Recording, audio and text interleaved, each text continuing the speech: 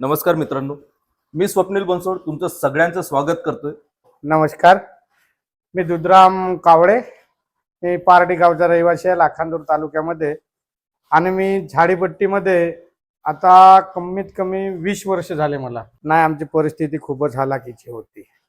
मला 5 बहिणी, आम्ही दोघे भाऊ, 7 लोकांचं कुटुंब. नाही, मला नाटकात हा मुळातच नव्हता छंद. आमच्या घरामध्ये नाटकीय वारसा कुणालाच नाही आहे.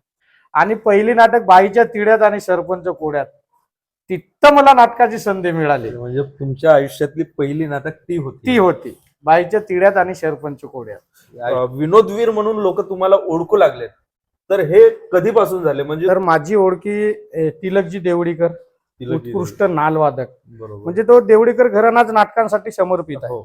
तर त्यांनी गावात माझा रोल बघितला होता. जेव्हा मी पाठांतर करून गेलो तर 2-3 दिवस तालमीला गेलो तर ते मला उभेच होऊ देत नव्हते. नाटकाला गेलो आणि असा रोल मी तो केला, आणि तो रोल म्हणजे नाव्याचाच होता. मी नावी आणि रोलही नाव्याचाच होता. त्यातला एखादा किस्सा तुम्ही प्रेक्षकांना कधी कधी सांगा. कसं होते, एखादा आपण करायला जातो आणि नवीनच होऊन जाते. तिथं आम्ही डायलॉग बोलले होते, ज्ञानेश्वरीबाई कापगते वगैरे होत्या, आणि त्यांनी अचानक डायलॉग घेतला होती.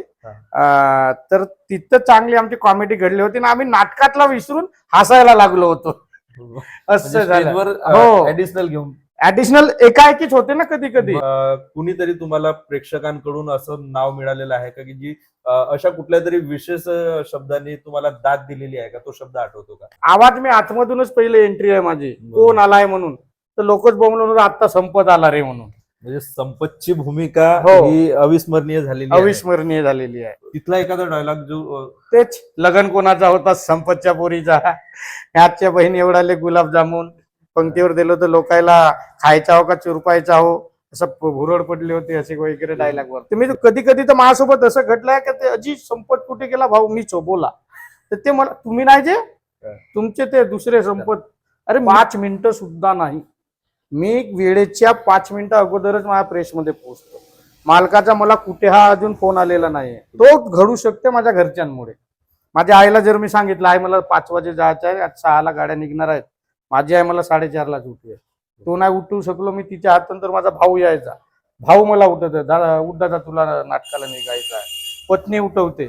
ह्याही कुणी नसलं तर भावाची पत्नी ही माझी साडीच आहे. त्या दोघे सख्या बहिणी ना आम्ही दोघे सख्खे भाऊ.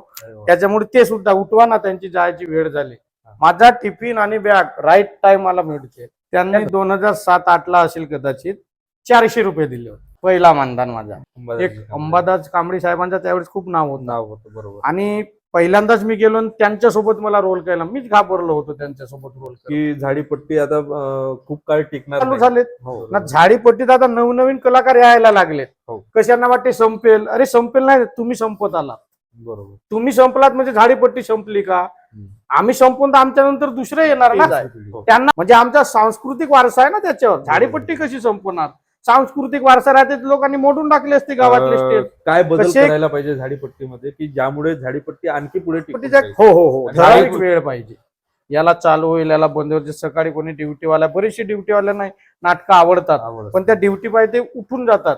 बरोबर. ती वेळेत चालू आणि वेळेत बंद झालं पाहिजे. भाषण चालू झाले की रोग चिल्लावतात, मग ते उठून जातात आणि तो सर्वांचा माळा आमच्याकडे येतो. मग तुम्ही जी संपतची भूमिका साकारलात हो हो आणि ज्यामुळे एक वेगळी कलाटणी तुमच्या करिअरला मिळाली, आता सोशल मीडियाचा सर्वात जास्त भाग आहे. पसरवला. म्हणजे झाडीपट्टीमध्ये जी ओळख होती हो, ती संपूर्ण महाराष्ट्रात नेण्याचं काम social झाडीपट्टीनं. आणि त्या संपतमुळेच मला महाराष्ट्र सरकारचा media- पुरस्कार त्या मिळाला. अनुषंगाने तुम्ही शासनाकडून काय अपेक्षा करता? आता परशुराम खुने साहेबांना पद्मश्री मिळाल्यामुळे झाडीपट्टीची ओळख, वेगळीच ओळख निर्माण झाली आता. बरोबर. तर आमच्याकडे तिकडे जसे बरेचशी झाडीपट्टी लाईट्स वगैरे आहेत, बहुत नाटकांचे असे डेव्हलप झाले आहेत तिकडे. तिकडे जो पाहायला मिळते तो आपल्या इकडे मिळत नाही. हो. म्हणून झाडीपट्टीला आता वेगळं एखादं रंगमंच पाहिजे. बरोबर. ते आम्हाला बोलतात दरवर्षी शासन झाला म्हणतात, पण तिथं हो, काहीच होत मागे नाही. मी ऐकलं होतं. हो, 1 करोड शासन झाले, 2 तर नगर परिषद जागा देत नाही, असे चुकीचे बातम्या टाकत ते 2-3 वर्ष झाला चाललं गेलाय. आता मला जो पुरस्कार मिळालाय तो झाडीपट्टीमध्ये युवा, तर तिथं 25 ते 24 कॉलम आहेत. जसं भजन, कीर्तन, तमाशा, ते वेगवेगळं कालम. तसं झाडीपट्टीचा विशिष्ट कालम आलाय आता. वा वा वा. म्हणजे तो मला मिळाला म्हणजे याच्यानंतर झाडीपट्टीला मिळणेच आहे आता. की झाडीपट्टीमध्ये तुमचा आवडता अभिनेता कोण? देवेंद्र दोडके सर माझे आवडते कलावंत आहेत. दुसरा प्रश्न आहे सर, आवडती अभिनेत्री.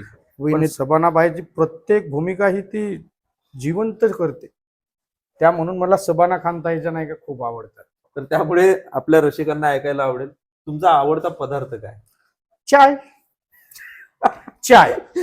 तर असा तुमचा आवडता गाव एखादा? तसेही नवे गाव बांजवळ कवठा गाव आहे. कवठा. जसे त्या गावात गेल्यावर असं आम्हाला वाटत नाही का आम्ही दुसऱ्या गावात गेलोय म्हणून.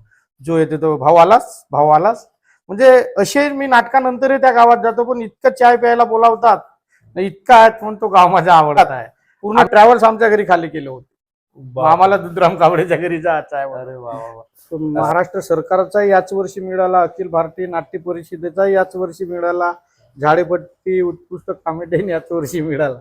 म्हणजे हा 2025 साल हा माझ्यासाठी खूप महत्वाचा आणि आठवणीचा ठरला.